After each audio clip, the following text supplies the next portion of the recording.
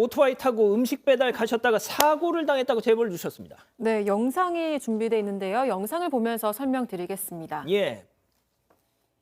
네, 교차로에서 신호 대기 중인 오토바이 운전자, 곧 좌회전 신호가 들어오고요. 신호를 확인하고 나서 이렇게 천천히 출발을 하고 있죠. 예. 오토바이가 왼쪽 도로 횡단보도에 진입하려는 순간 이렇게 반대 차선에서 직진하던 흰색 차량과 그대로 충돌을 합니다.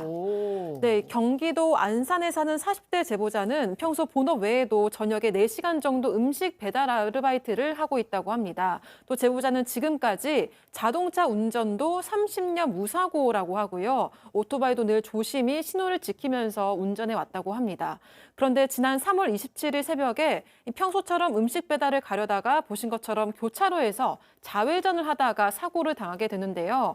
해당 교차로는 직진과 좌회전 신호를 동시에 받는 곳이라고 합니다. 그래서 신호를 확인하고 2초 정도 기다렸다가 천천히 좌회전을 했는데 반대편 차선에서 보신 것처럼 빠르게 직진하던 차와 그대로 부딪히게 된 건데요. 제보자는 차가 다가오는 게 보였지만 반대편 차선은 직진 신호가 아니기 때문에 당연히 우회전을 할 거라고 생각을 했다고 합니다. 또 가해 차량이 빠르게 달려와서 도저히 바로 피할 수가 없었다고 전했습니다. 자, 사고 직후 가해 운전자 태도가 정말 황당했다는 겁니다. 체크포인트 짚어보죠. 아니, 탈 수 있어. 자, 이게 뭔 얘기인지 직접 들어보시죠.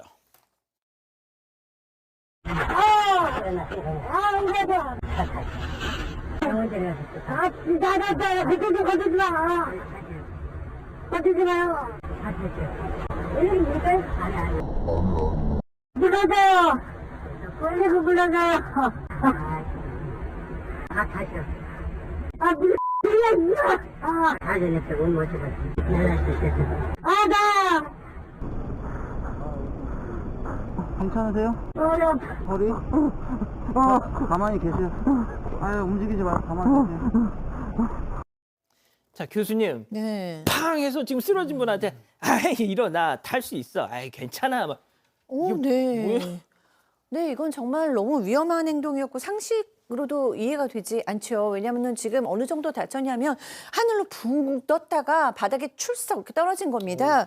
그래서 이렇게 떨어졌을 때 정말 허리가 끊어지는 것처럼 너무 통증이 있었고 목도 통증이 있었고 숨도 쉬어지지 않고 귀에서도 삐 소리가 났다라는 거예요. 그렇겠죠. 오토바이랑 자동차랑 지금 사고가 났는데요.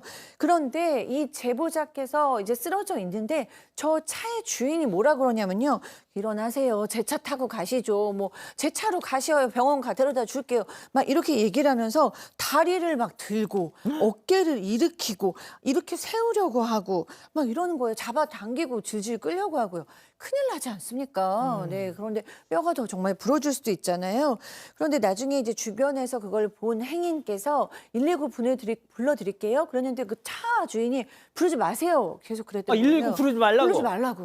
그러니까 행인이 보니까 안 되겠으니까 119 부를까요? 그러니까 이제 이 제보하신 분께서 불러주세요. 이래가지고 결국에는 경찰이 오신 겁니다. 도대체 이 가해 운전자 왜 저런 행동을 했을까? 자, 제보자께서는 이렇게 생각하고 계십니다. 들어보시죠. 카메라 영상을 돌려보는데 이게 상대방 운전자가 했던 게 너무 이상한 거예요. 행동들이. 이럴 수도 있나? 이럴 수도 있나? 순간 이분 도대체 의도가 뭐였을까? 상대방 불방 영상을 보자고 하니까 그 현장 출동 담당자가 보시더니 사고 이후만 있다. 지금 영상이. 사고 전 영상이 하나도 없다. 제가 이번하고 나 상대방 분을 대물 담당자님이 연락이 오셨어요. 저희 고객님 말씀으로는 저는 좌회전을 하고 고객님은 우회전 중에 사고가 났다. 이렇게 지금 접수돼 있다.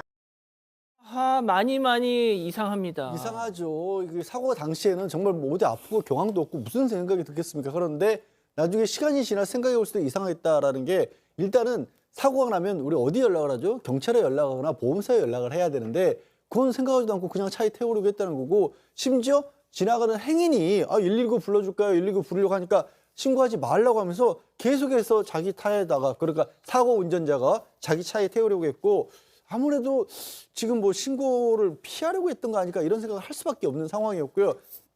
다행히 또 경찰이 사고 현장을 순찰하다가 발견하고 다가와서 그러니까 그때서야 또 보험사에 연락을 했다라고 합니다. 그러니까 이것도 그냥 행인도 있었고 경찰이 있었기 때문에 내가 그 자리에서 어찌 보면 적절한 처치를 받을 수 있었던 게 아닌가라는 의심을 할 수밖에 없는 거죠. 자, 119 신고하면 보통 112도 이렇게 경찰도 같이 오는 옵니다. 경우 있잖아요. 그러니까 말 부르지만 한 것도 이상하고 그렇죠. 하필이면 또 블랙박스가 없어 또. 이상하죠. 보험사 이게 더 충격적입니다. 우리 고객, 그 상대입니다. 가해자. 우리 고객은 우회전하다가 사고 났다 이렇게 주장을 했는데 사실 깜짝 놀랐대요. 당연히 지금 보이지만 직진하다가 사고를 낸 거거든요. 왜 저렇게 얘기를 하냐 이렇게 생각이 들었는데 아마도 블랙박스의 사고 당시 영상이 없었기 때문에 혹시나 제보자 주장이긴 한데 이것을 본인만 갖고 있으니까 블랙박스 영상을 삭제한 게 아닌가 이런 생각을 했다고 합니다. 영상을 지운 게 아닌가 의심이 드는데 그럼에도 다행스럽게 이 영상이죠. CCTV는 없지만 요 본인의 바디캠이 있습니다. 바디캠 영상까지 없었다면 정말로 억울할 뻔했는데 그 억울함은 그래도 그나마 다행이었던 겁니다. 지금 이 제보자 몸 상태는 어떠시대요? 네, 맨 처음에 구급차 타고 병원에 실려갔을 때는 오른쪽 발가락도 움직이지 않고 손도 계속 떨려서 굉장히 좀 걱정이 많으셨대요. 그리고 뭐 사실 심각합니다. 왜냐하면은 척추뼈가 3개가 골절이 됐거든요. 근데 그나마 다행인 거는 척추가 부러진 게 아니고 척추뼈에서 양쪽으로 뻗어나온 뼈가 부러져서 신경마비 증상은 없다고 해요. 그래도 전치 6주입니다. 굉장히 심각하죠. 그리고 일을 지금 못하고 계시기 때문에 생업에도 지장이 큰 상태입니다. 그때 도와주신 행인과 119 구급대께 너무 감사하다고 그때 도와주지 않으셨다면 지금 좀 어떻게 됐을까 아찔하다고 하십니다. 자, 양 변호사님 짧게 좀 정리해 주시죠. 그러니까 정말 이상한 상황이 맞는데 문제는 뭐냐면 법적으로 이거를 과연 뭐 이렇게 뭐 조치를 취할 수 있을까?